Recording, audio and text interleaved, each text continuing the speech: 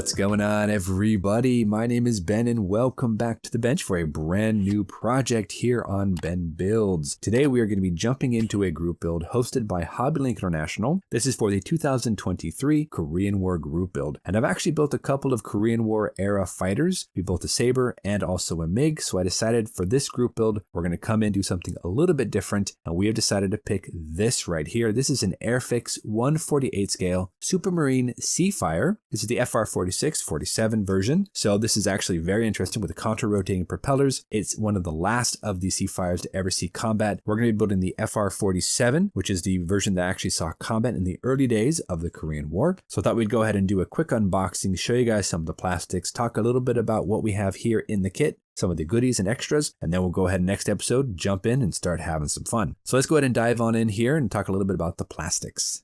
Now this is actually a reboxing of Airfix's older kit that they put out for the FR-46 and 47. Honestly, the parts look pretty decent. I don't really see any real issues. A little bit of flash here and there, but for the most part, pretty decent looking parts. Now I did mention it comes with both the wings and the different components for the 46 as well as the 47. We'll be building the 47, so we'll be using the wing fold mechanisms and all that good stuff there. Let's go ahead and zoom in for you here, and I'll give you guys a quick close-up. You can see we've got some great detail here and there. The exterior portions of the aircraft have finely recessed panel lines, a little bit of rivet detail here and there, a little bit of raised panel lines as well where they're applicable. A tiny bit of flash here, guys, to be honest, but I don't think it's detrimental. We should be able to wrap that up pretty easily. Giving you guys a look at the wing section here. This is for the FR-47. Again, finely recessed panel lines, really nice rivet detailing here and there. We have the wing fold mechanisms as well as the outer wing panels, so that's pretty cool. And then we have our gun blisters as well as wheel well blisters here for the inner portion of the wing. A very nice looking kit without really that much issue. However, there are a few parts that are a little bit iffy, one of those being the bulges here on the cowling, so we have something to replace that. Another area to be a little bit concerned about are the clear parts. As you can see, they're a little foggy. They're not really that transparent and crystal clear. We do have some replacements for those, and I'll talk a bit about that coming up here, but we might be able to repair these by coming back and polishing them out, but we'll have to see once we get into it. Now, this kit actually came from eBay, and the seller packaged it with a bunch of other upgraded parts. For example, we've got an Ares cockpit resin insert set. Very cool looking stuff there. We've got a brand new seat. We've got a cowling and exhaust combo here, as well as a few other bits and pieces. So I thought we'd go ahead and take a quick look at these and just talk a bit about them because these honestly look fantastic. So let's zoom in. First up here, we have the cowling. As you can see, it's a one-piece cowling. No issues with those bulges there being separate parts. We don't have any seams to worry about. Beautifully molded, very finely recessed panel lines. We also have a different version of our exhausts. These are actually like a fishtail version, whereas in the kit we have the round versions. I'm not sure which one is correct, but both look really cool, and we should be able to use either one, whatever our references show to be the correct version. We also have a new seat here for a Spitfire. I'm not sure if it's actually for the Seafire or if those seats actually differed, but this one comes with seat belts and padding and buckles, just the works, all nicely molded in there. If I can get a nice paint job on this one, it would look stellar for sure. I don't know if I'm going to use it though, because I also have another set that has a different seat in there entirely. So this one might actually go into the spares box for another Spitfire build that I've really been interested in building. But again, we'll see once we get there. Continuing on here, guys, we actually have an entire resin cockpit by Ares. This is specifically for this version and for this brand. So I'm hoping it's going to drop right into place once we do a little bit of cleanup and remove the older details here out of the cockpit. But as you can see here from the diagrams, we are given all the parts and pieces to make this cockpit look amazing. Everything from the floor to the sidewalls to the seat to the headrest, instrument panels, all the different parts and pieces. So that is awesome. I think this is going to be a really nice addition to this really cool looking kit. I've never used resin like this before, but I have every hope I should be able to pull it off, and it'll give me a ton of extra detail. Giving you a real quick close up here, this is the other seat that I was talking about that comes out of the Ares set. As you can see, it's not as detailed as the standalone quick boost version, but this one might actually be a bit more accurate. I have to look back to my references and figure out which one I should actually use, but either way, we've got some great looking components, so shouldn't be a big deal for whatever version we go with. Same thing goes for the sidewalls. As you can see, a ton of awesome looking detail. This is kind of what I usually try to go with. If I am to scratch build something, I try to make it look like this. I have a lot of little details, wires and boxes and handles and levers and dials, just the works. And this is what I always always try to achieve with scratch building. But in this case, I've got it right here in resin, so I think most of my work is done for me, which is awesome. We also have a replacement side entry door, so that's pretty cool. Really nice detail there, as well as other different parts and pieces for the cockpit floor and the instrument panel, control lever. We also have the rear bulkhead with a beautifully rendered headrest. We might want to drill out these lightning holes around the side, but honestly, it looks pretty cool. Super excited to go ahead and give this a try.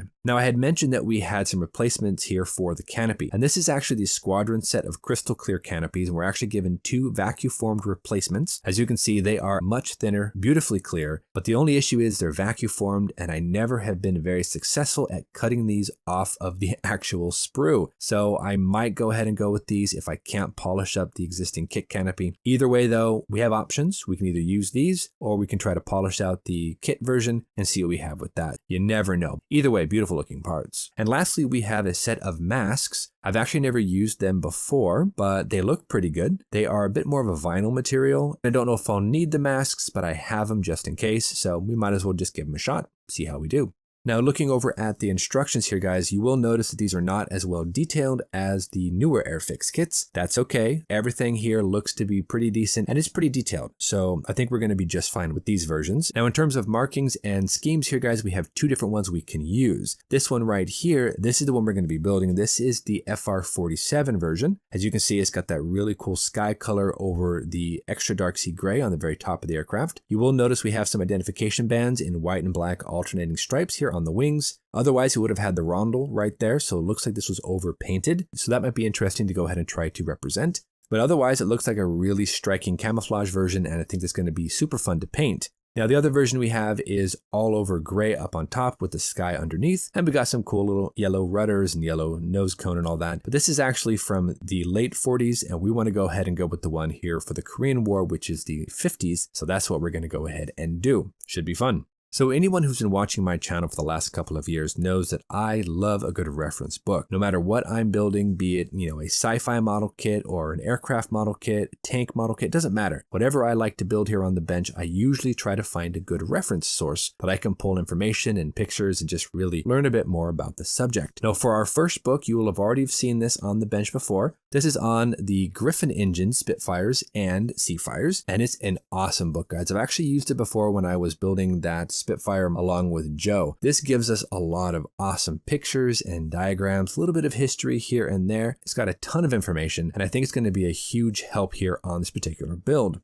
Now, in the center of the book, they actually have a bunch of write-ups on all the different Spitfire kits that are the Griffin engine versions. And it actually has a good deal of the Airfix kits in here, some of which I actually already have, like this Seafire right here. But if you turn over the page right here, you will see at the top corner, this is our kit. It talks a bit about what to change, what to add, what to delete, to make it a bit more accurate. So it's a really good handy book that's really, really helpful. Moving right along here, guys, right after those pages, we have a buildup of a few of those model kits that we just read about. It's not all of them, just a few kind of hand-picked versions. So it kind of gives you an idea of what you're getting into, which is absolutely fantastic. In fact, truth be told, I actually went out and bought one of these special hobby Seafires just because I read this article and I looked at all the pictures and I was like, I got to get one of these. And then moving on, we just have more details, more information, line drawings, diagrams. We talk about the contra-rotating propellers that our version has.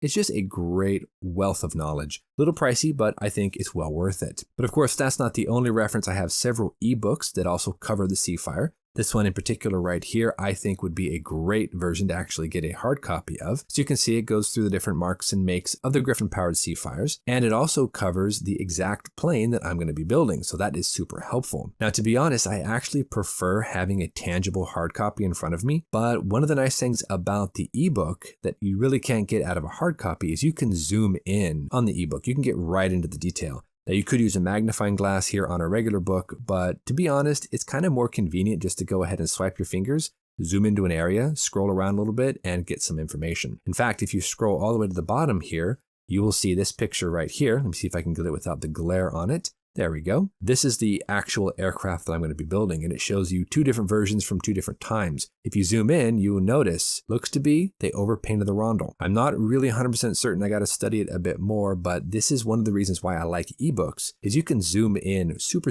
fast, pick out some parts, pick out some details, and then move along with your build. Otherwise, the information in the book is fairly similar to what we have in our other book. It goes through the different parts and pieces of the aircraft, similar pictures here in the hard copy Spitfire book, but I think it's a good idea to have both, to be honest, the best of both worlds. So we've got our references, we've got our model. I think next week we're going to start with the cockpit. We're going to start removing detail, maybe doing some priming, doing some painting. Speaking of paints, I do have this awesome MRP REF interior green color. I've actually used it once or twice, I think, before. I really like how the MRP paint sprays, so we're going to use that. Otherwise, we have everything we need to go ahead and get this thing cracking, and hopefully we'll get this thing looking awesome. But anyway, guys, we are all set, ready to go. So make sure to go drop on by HobbyLink International, check out all their group builds. They've got a ton of group builds going on right now. I'll probably end up entering into a few more over the course of the year for sure. But anyway, until our next episode, you guys know the drill. Go out there, get yourself some bench time, have some fun, build something cool. And we'll see you back here on episode number 2 for the HobbyLink International Korean War group build, Airfix 1/48 scale, Seafire FR47. Thanks for watching, guys. Take care of yourselves, and we'll see you soon.